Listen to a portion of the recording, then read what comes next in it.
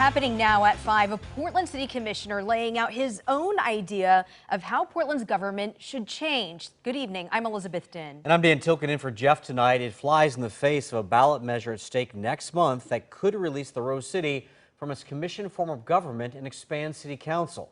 Today, groups supporting the charter change that is on the ballot say there's a reason polling shows it has a good chance of winning this November. Our Lisa Balick digging deeper into the changes it would make and how it compares to MAP's proposal. She joins us live from South Portland.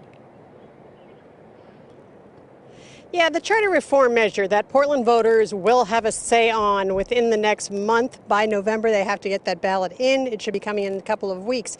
But basically what it does is it takes away some of the power right now from the mayor and the current commissioners. Supporters of the measure say that's actually one of the things why they support it.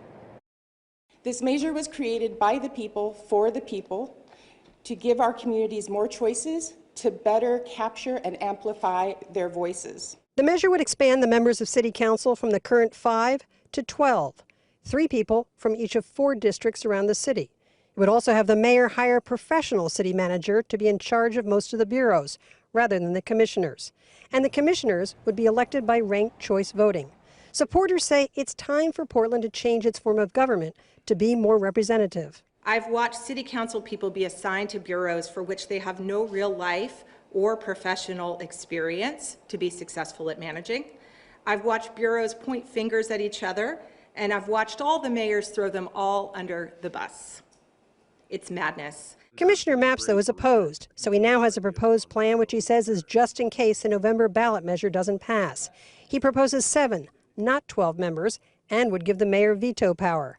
That still concentrates power, though, say opponents. We need a city structure that promotes elected leaders to be public servants, not continued self-promotion and backroom deals. There are a lot of questions about the charter amendment on the ballot, like how would the city be divided up into districts?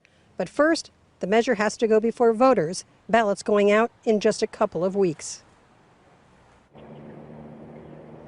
Now, there are several components to this measure, so it's confusing to a lot of people, but support is showing that polls show support is definitely there for it at this point in time. But if you have some questions, I found a great link that answers a lot of questions. We have it posted now at KOIN.com. Live in South Portland, Lisa Balick, KOIN 6 News.